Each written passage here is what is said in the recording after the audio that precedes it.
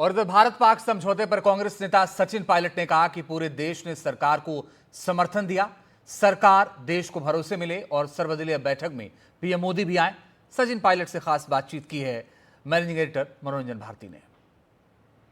पहले cease fire की घोषणा होती है, फिर उसका उल्लंघन होता है और इन सब चीज़ों के बाद कांग्रेस ने एक प्रेस कॉन्फ्रेंस किया है। खुद सचिन पायलट साहब वहाँ पे मौजूद थे और अभी हमारे साथ हैं। सर, आपका बहुत बहुत शुक्रिया एनडीटीवी से बातचीत करने के लिए। आप लोगों की पहली बात आपने कही कि ऑल पार्टी मीटिंग बुलाओ और संसद का सत्र बुलाओ, क्यों?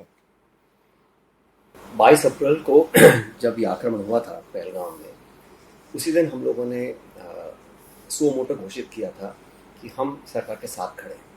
सिर्फ कांग्रेस पार्टी नहीं, समूचा विपक्ष, क्योंकि एक बड़ा खौफनाक हादसे को अंजाम पाकिस्तान ने दिया था और उनको मुंह तोड़ जवाब देना बहुत अनिवार्य था। सबसे पहले तो हमें फख्र है हमारी सेना के ऊपर, हमारी फौज के ऊपर, जिन्होंने जो पराक्रम और बहादुरी दिखाई है उसका कोई दूसरा सानी दुनिया में नहीं है। हमने समर्थन सरकार को दिया, पूरे देश ने दिया। 140 करोड़ लोग आतंकवाद के खिलाफ और पाकिस्तान में जो आतंकियों को पनाह देते हैं उन सब के खिलाफ खड़े रहे। उसके बाद सेना ने एक्शन लिया, लेकिन पिछले 24 घंटे में जो घटनाक्रम हुआ उससे बहुत सवाल उठते हैं।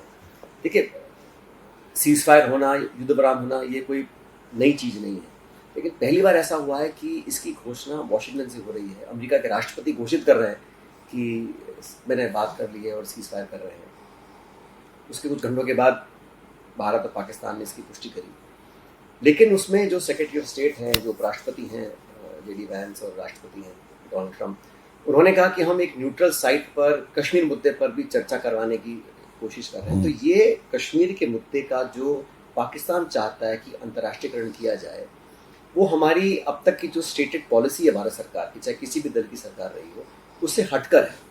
और 1994 में हम लोगों ने एक सर्वसम्मति से कांग्रेस सरकार के दौरान एक रेजोल्यूशन पास किया था। उसमें कहा था कि पाक अधिकृत कश्मीर भारत का हिस्सा है, अभिन्न अंग है। वो आज भी है।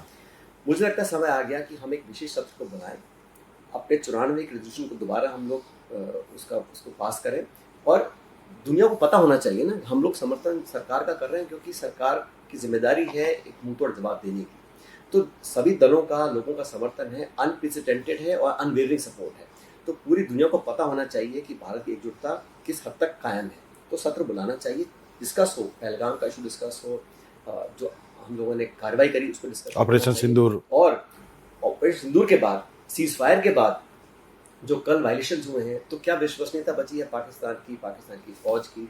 तो मुझे लगता है कि ये ऑल पार्टी मीटिंग बुलाएं। प्रधानमंत्री जी पिछली 2 मीटिंग्स में उपस्थित नहीं हो सके थे, इस बार वो उपस्थित हो, देश को कॉन्फिडेंस मिले और पार्लियामेंट का सत्र बुलाना चाहिए। इस मांग को खड़गे जी ने भी किया है, राहुल गांधी जी ने भी किया, हम सब करें। कांग्रेस की आपत्ति की है ही नहीं। हम तो सेना के साथ खड़े हैं, देश की सरकार के साथ खड़े हैं, लेकिन अब तक जो होता आया है उससे परे हटकर पहली बार डोनाल्ड ट्रंप बोल रहे हैं कि हम दोनों पक्षों के साथ ट्रेड करेंगे, बायलैटरल ट्रेड बढ़ाएंगे। और भाई, ये तो पक्षीय मामला है कश्मीर का मसला, इसको आप क्यों बीच में लेकर आ रहे हैं? आतंकी हमला पहलगाम में हुआ और पाकिस्तान के अंदर जो आतंकी इंफ्रास्ट्रक्चर है उसको ध्वस्त करने का काम हमारी सेना कर रही है।